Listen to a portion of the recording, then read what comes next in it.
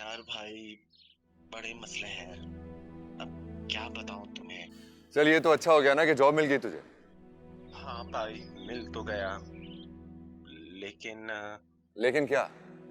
यार भाई, क्या बताऊं तुम्हें। तो मुझे नहीं बताएगा तो फिर किसको बताएगा यार? बता ना, क्या बात है, क्या हुआ? यार भाई, यहाँ तो और ही गेम है। यहाँ बस गिनी चुनी कंपनियां या लोग हैं जो परमिट के बिना पर लोगों को काम करने देते हैं, लेकिन इसका पूरा पूरा फायदा भी उठाते हैं। वो कैसे?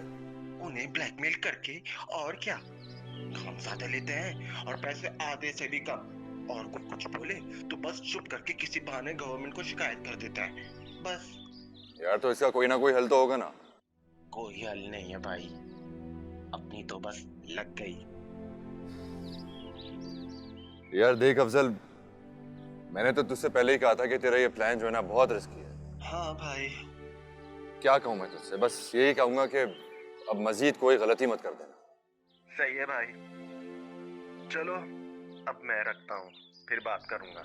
हानि और अंकल आंटी को सलाम कहना, ठीक है? चल अपना ख्याल रख, फिर बात होगी।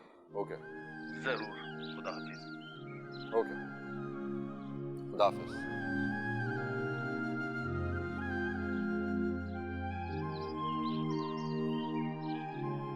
अमेरिकन एजेंसी ने मेरा वीज़ा रिजेक्ट कर दिया। रिजेक्ट हो गया तो फिर? फिर ये कि अब 2 नंबर तरीके से बाहर जा रहा हूँ। 2 नंबर तरीके से? बस यार, मिटाएंगे भला कैसे जो लिखा है नसीबों में।